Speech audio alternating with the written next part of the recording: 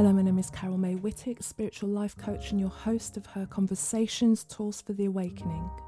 HER is an acronym for Higher Energetic Resonance. This is the optimal state to embody in order to attract our highest desires. What is the awakening? This is the moment in time when humanity rises up out of the darkness. Who is awakening? Each one of us present on earth today, reclaiming our sovereignty, seeking greater possibilities in our reality and looking for solutions. We know being awakened is not a lofty ideal but a necessity. If we can transform ourselves, we can change the world. Guests on Her Conversations will speak to your spirituality, sensuality and soul. Listen to their stories and hear how they are in service to the world.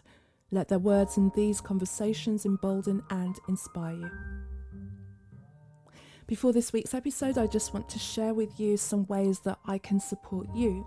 Firstly, you can tune in to Her Inspirations, which is the sister podcast to this title.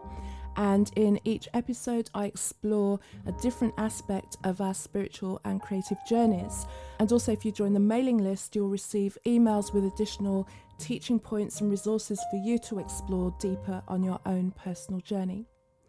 And then if you're someone that's always wanted to be heard in the world, whether that means you're launching your podcast, you are putting yourself out there online, public speaking, or simply being more vocal in your life, I've created Your Awakened Voice, which is my course that uses a holistic approach to your voice and acknowledges the intricate connection between your physical body, your mind, and your spirit. This course empowers you to discover and develop your true awakened voice. Or maybe you want a more personalised experience and would like to work with me one-to-one. This is especially for you conscious creators. If you know that there's a purpose in your life, my purpose is to support you confidently, follow your intuition and create your big vision. All the links to these are in the show notes. My guest this week is Maribeth Decker. She is an intuitive animal communicator, medical intuitive and energy healer. And she's the founder of sacredgrove.com, where people and pets heal and connect. She uses her intuitive animal communication and energetic healing skills to address animals' physical, emotional and behavioural issues. During our conversation, we talk about the emotional relationships between humans and their pets. I ask, are there any past life connections between us and our pets? And also, do animals have a message for humanity? So as always, I begin by asking my guest, HER is an acronym for Higher Energetic Resonance. When do you feel that higher energetic resonance? I love that question. I've been thinking about it all this morning. And I feel like nature does it quickest for me. I have a habit of looking up at the clouds and saying, "Oh, you're so beautiful."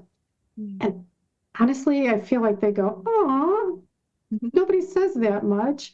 And there's just a warmth that comes through. Or seeing, waking up with sitting sort of cross-legged and my dog's sitting there on my lap. And there's a place of joy and gratitude that shows up. And even I was thinking about, if you ever walk down the street and there's some little kid who's doing the silliest walk ever, just because they can, and yeah, that gets me to a really nice place. Like that, there are beings who know how to enjoy life without working at it. And there are deeper ways, but those are the daily things that put me back into a feeling of like, yeah, life is good. There are things to enjoy right here, right now. Mm-hmm. And just feeling that in that life. I think gratitude is probably the sense that I'm getting when I'm talking about it. Beautiful. Fantastic. Thank you. And before we go further on in our discussion, I want to give you an opportunity to share how you got into doing the work that you are doing today. I did not think that today I would be an animal communicator who also uses her medical intuition and energy healing skills to work with people and their animals, or animals and their people, whichever way you like it. I think as I look back, I I had a spiritual experience when I was somewhere about 12 or 13. And I knew then that creator spirit was real, existed, and cared about us. I didn't quite know what to do with it. It's not like a kid in the suburbs of Buffalo, New York, runs back and says, "Hey, I had a spiritual experience." And everybody goes, "Oh, wonderful. Blessed Maribeth, what else have you got to say?" No, you just keep going because you're that nerd kid. But I did make, I'm taking it a longer way, and thank you for letting me do that. I did make some decisions that were out of what people that I grew up with would say were normal. I realized I had a problem with alcohol and I quit drinking. I got sober.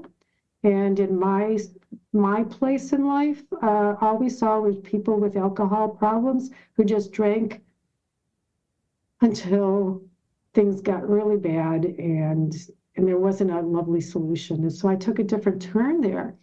And a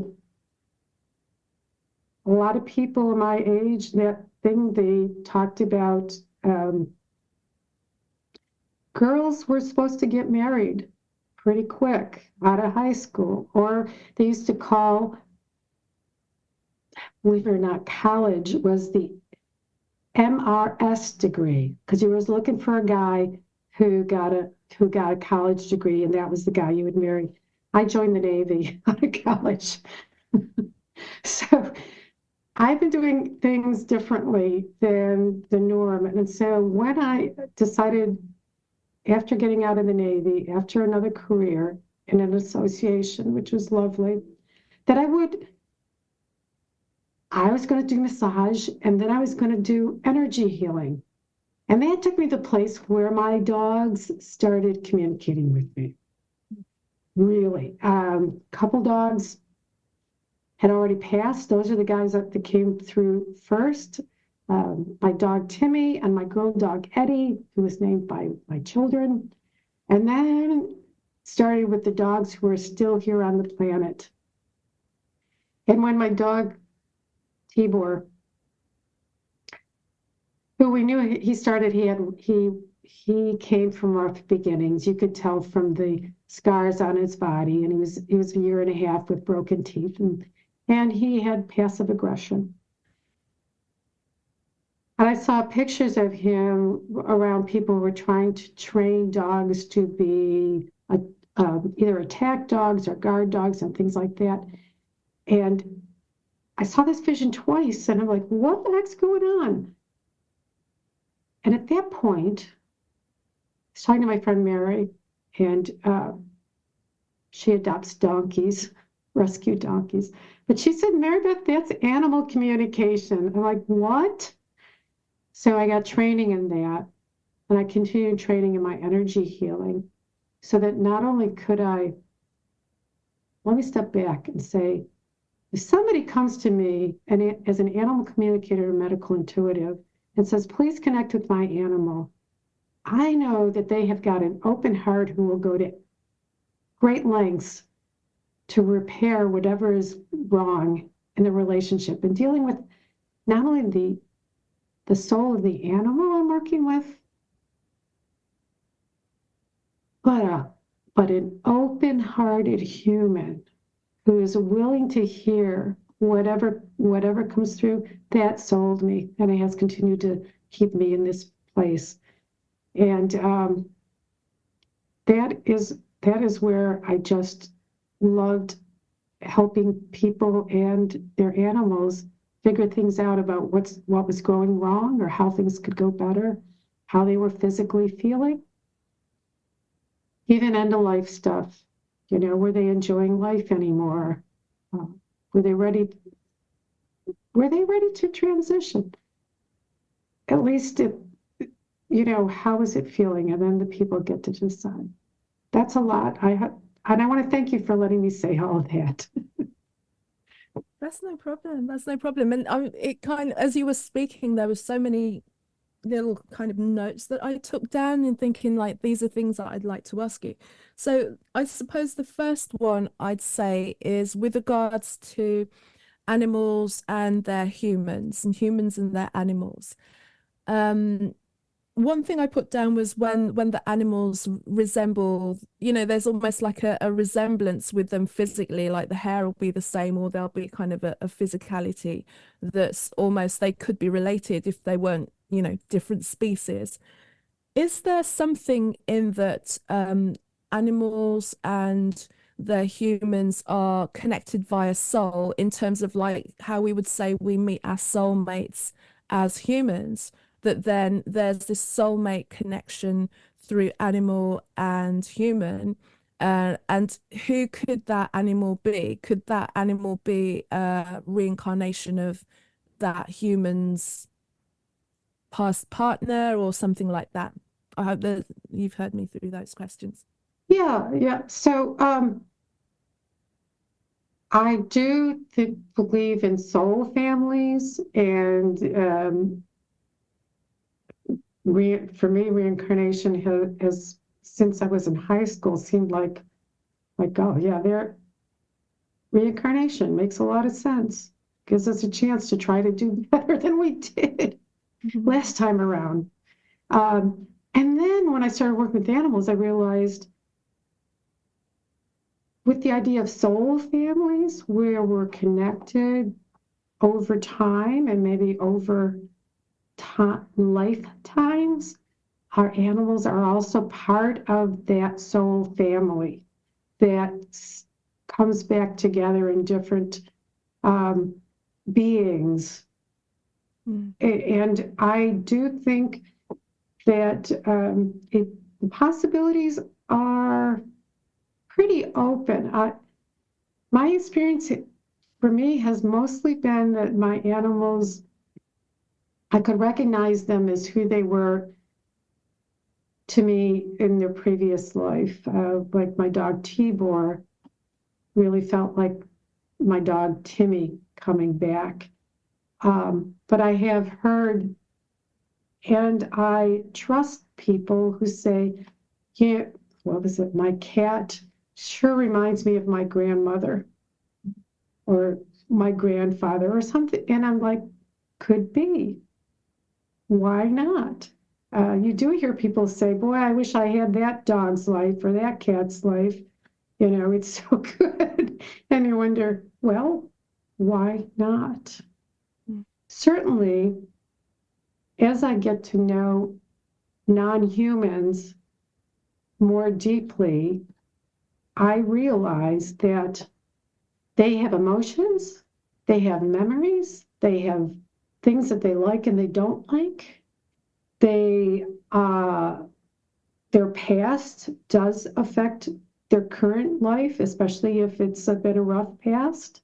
The anxieties that they show up with, like my T, who had anger, aggression, based on what he experienced before we had him, because we weren't doing that.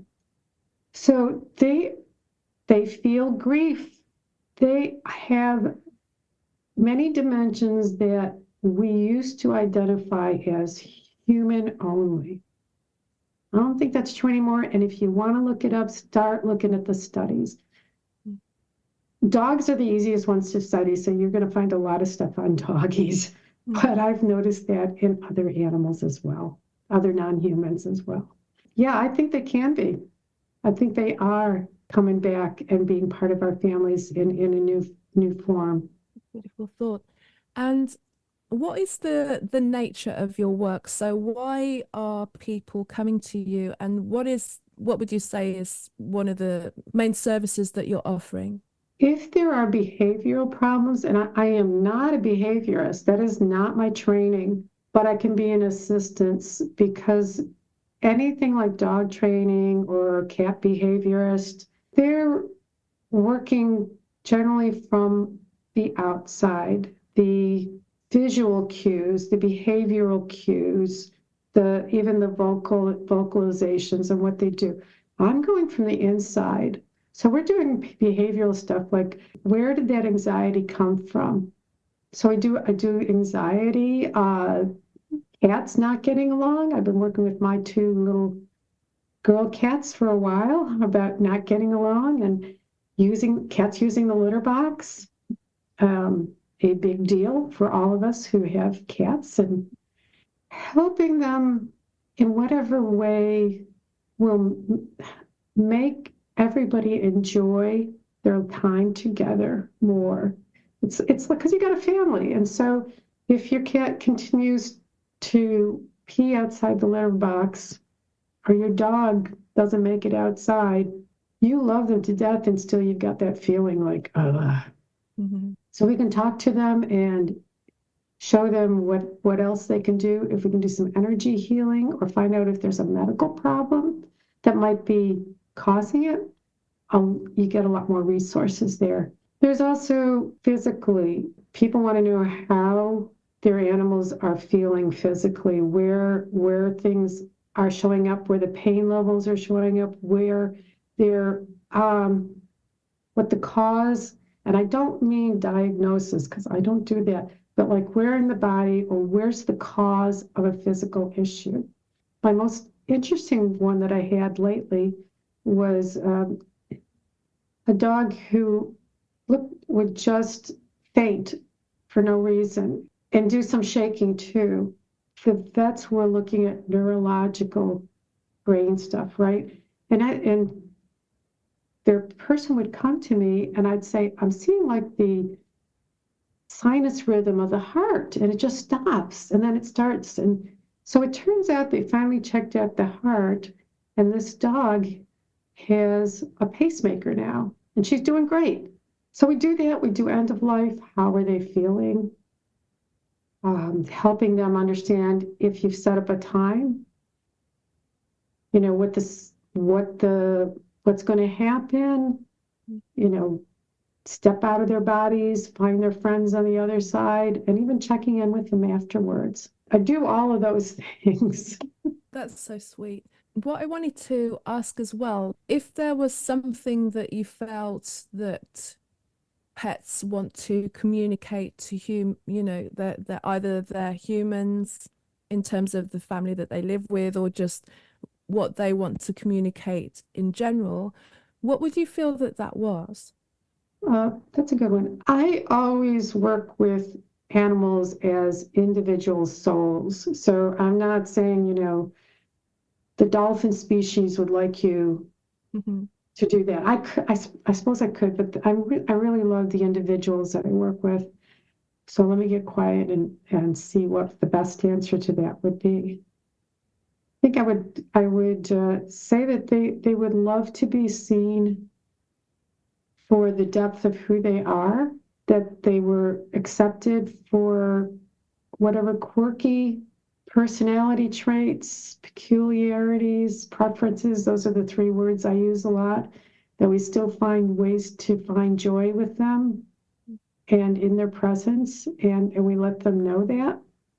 And the other one that keeps coming through is they would prefer to have you look at them than at your device. It's like, I even have a little dog. She's about 15 pounds. She gets right here and she swats at me, like, put it down. Yes, ma'am. And everybody who's cats has probably had the cat who walks across the laptop, which is like, I take it as a reminder that, could you spend a little time with me right now? As we get caught up in our stuff. They would love to have more focused time on them. And in our busy world, whatever you can do, I do things like, very simple. I try to notice every time I walk by one of my 2 cats and 2 dogs. And if I do, I touch them or say something to them, just so I remind myself that they're not a piece of furniture that I'm walking by. They're real beings living in my house with me. I don't take my phone generally on walks with my dogs, just because I want to spend a little more time with them. Mm-hmm. Those are the 2 things I do. It's funny that you say that as well, because there's numerous times recently that I've been on calls with people, and then this kind of furry thing goes across as well, and often will step on a relatively important key of the keyboard Yes, or anything ma'am. like. But it's always really quite funny to see that, like we're in the midst of this serious thing or whatever we're doing at the time, and the cat's like, well, exactly like you say, like, check me out, see what I'm doing. When it comes to grieving animals, or when you say that Yeah. the animals are moving on, from both perspectives, like, I've personally never been a pet owner. Mm. So but I've been around friends' pets, and I'm cordial with, I don't dislike pets. I don't dislike dogs. I don't dislike any animals as well. But I've never had one to the extent to understand the connection that someone can have with an animal. So then when they have this loss and this grief, I recognize it, but I've never experienced it I've never had a pet. I had a goldfish, but I've never had a pet to that extent where it became so much part of me that the grieving process was so hard. What can you say with regards to that in terms of preparing for that, and then also how to grieve for the pet as well, and how to also explain it to someone like me who's a bit of a, like, I don't get it fully just because I haven't experienced it. Yeah. That's a really great question, because we still hear people say to grieving folks, it was just a dog, get another one, for God. For those of us who have had a really close relationship with our non-human friends, they are actually family. And this is a shift, I feel like, at least here in the US, a big shift in the culture. As I say, I think we're all crazy cat ladies now, because I used to say that was one of the funny things in the US. We just talk about the crazy cat lady and 16 million cats and all that. We've all turned into them. But what we've learned as we've brought them into the house with us is that there is a level of acceptance and loving of who we are that is probably the best, outside of a spiritual experience, the best experience of being loved unconditionally that you're ever going to have. We humans try, but we don't do very well in this area with both ourselves and each other. And so when you've got even an animal that sometimes thinks you're a jerk, but they still love you, and they love you, and they forgive you, and they want to be with you, and that fills something up that a lot of us haven't been able to find. And I'm not saying ditch the humans. I'm just saying there's something else there that has come for many of us. So, and in this day and age, some of us have, the relationship with the animals has been longer than with some of our partners. So when you lose that, and you know the depth of who they are, and you lose them, it is extraordinarily difficult. I'm touching a little bit on having lost my 2 dogs and my cat in 5 weeks in the fall of 2022, and how much we humans, my husband and I, and the 2 cats that were left, grieved the loss. It's a spiritual loss, and it's also a physical loss. You see the toys that they played with. Your routines aren't working anymore. I used to walk the dogs, and there's no dogs to walk. No dogs to walk. That's just not okay. So, again, so for those of us who are grieving, there's a couple things that I want to talk about. We second guess our choices about whether we kept them too long on the planet, or we let them go too early, and they might be holding a grudge, or they're angry, or they're hurt. And I gotta say that I have checked in with animals who passed, and that is not what I'm hearing. They are okay. I wrote the book Peace in Passing.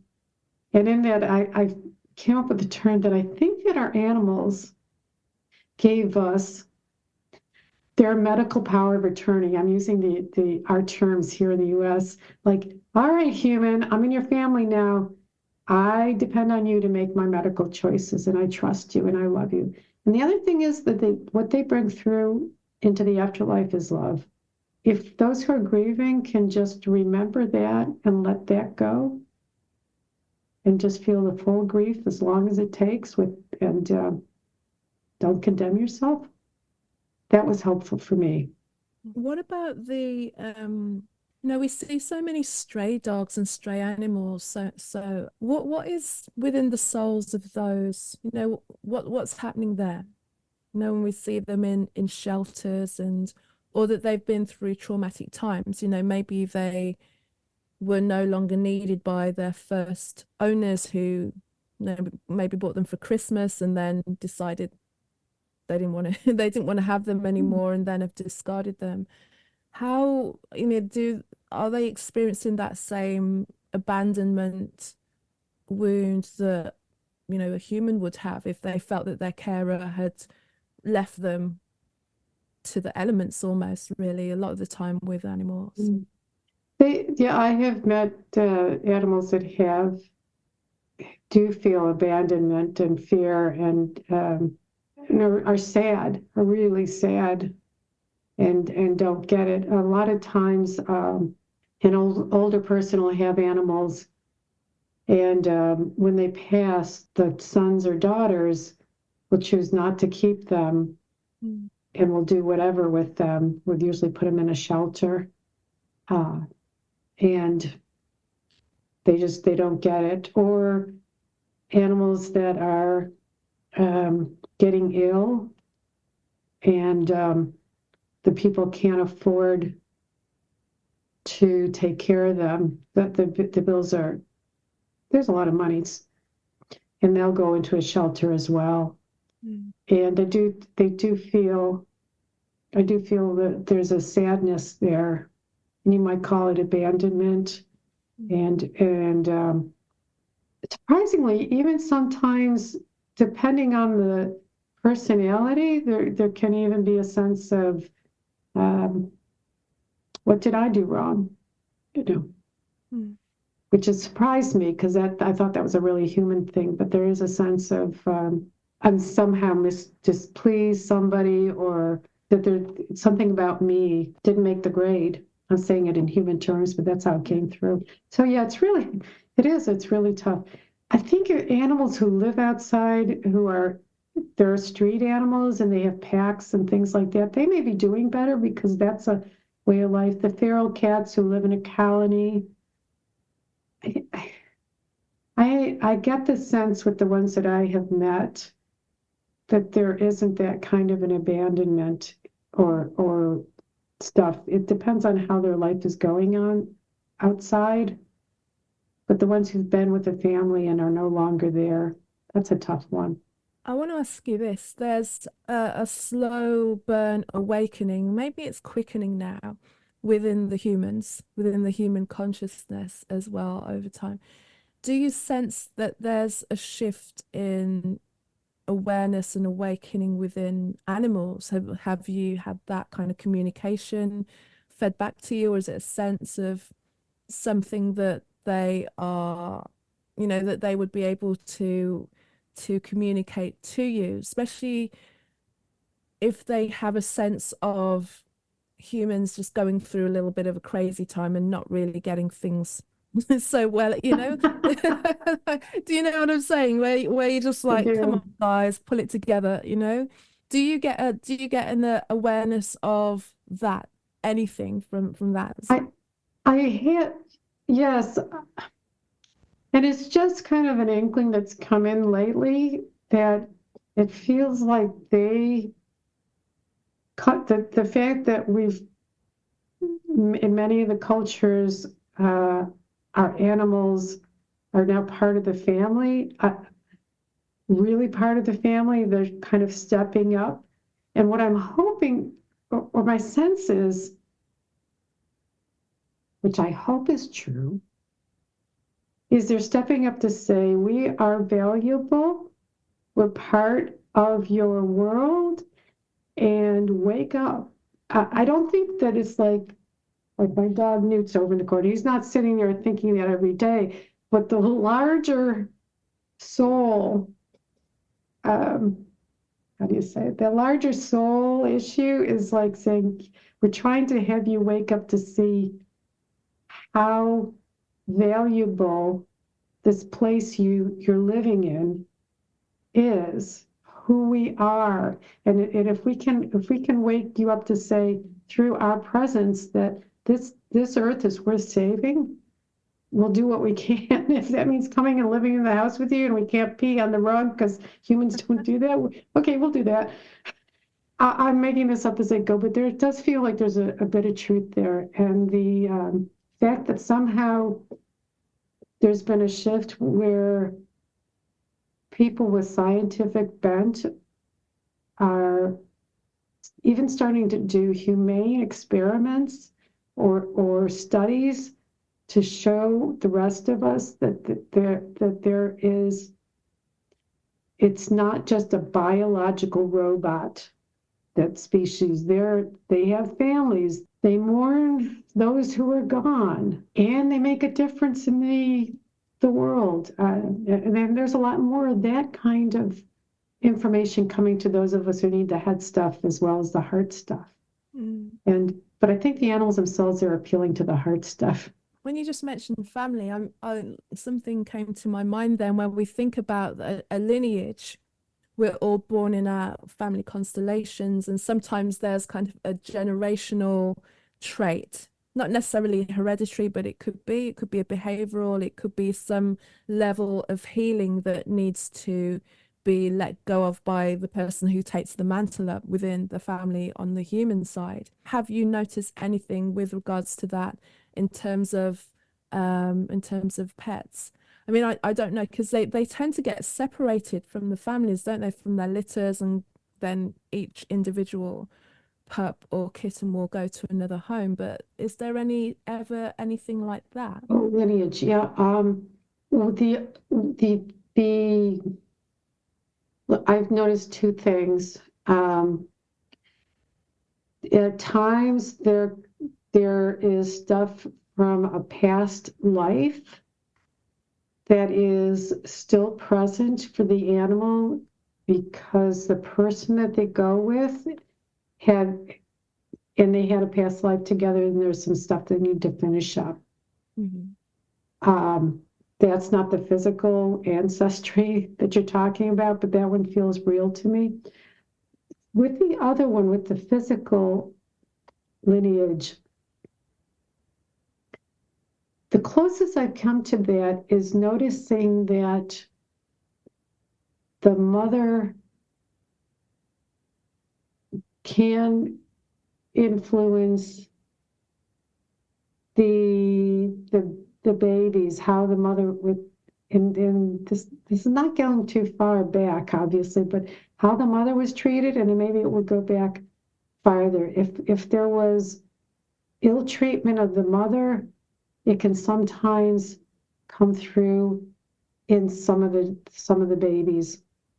I don't say that 100%, but I do feel a couple of times that I've noticed some traits that an animal might have seems to be attached to how the mother was feeling, even when the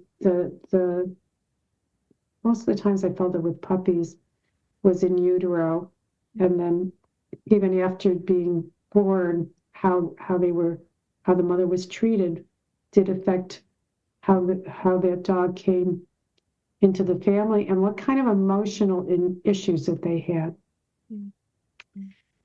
So I haven't been able to go back or felt going back farther though, but that's a really cool question. I'm gonna have to watch for that. Yeah. Well, let me know if you ever find out. Okay, I will. Opening things up for me. And I want to ask you as well, like, where do you see your work going? Where would you like to see it going? Like, how would you like it to evolve going forward? I'm wrestling with that right now. And I would like to see more animal communicators, not that you have to be professional, but that you've got the ability to connect with your own animals or the animals in your neighborhood or wherever you work, if you work with a shelter. And so I put together I actually did a family animal communicators community where anybody who wanted to can come in and start to learn how to do animal communication with, and also do some practicing. And that I run that, but that was the idea, is like, I want an animal communicator in every family, every vet's office, every animal shelter, wildlife sanctuary. Wonder if you could add that ability. How great would that be to enhancing both our lives and their lives? So that's where I'm going. That's why I started this little community, and also why I teach people animal communication. Because what I'm hoping is, as we open up to the depth of our own animals and other animals, we'll start to see how important they are to our existence on the planet. Love that. Thank you. Thank you. And before we finish, have you got any last words, and also share with me as well what you'd like to offer the listeners? I usually say this, so I'll say this now, but I usually say this in my story. I was not an animal communicator at birth. I would love to say that. It would be very great to say I was talking to squirrels at the age of 2. But the truth is, that happened decades later. And so what I know from that is that we've all got the abilities. We've got the mind and the brain. It's all set up. Our nervous system is set up for it. We can all learn to be one. And the reason I'm saying that is that's why I teach animal communication. And I have a class starting the end of February where you can do this just to be part of your family and connect with them. Or it could be a step to be a professional. I want you to start checking in with your own animals, and people have been able to do it. And if it calls to you, you can find it on my website. I'd love to invite people to join the class. Where can we find you? It works best to go to my website, sacredgrove.com, SACREDGROVE.com. And you'll see Work with Maribeth, and you'll see all the different things. That's there. My blogs are there, my conversations with other people, lots of stuff, lots of resources for everybody. Perfect.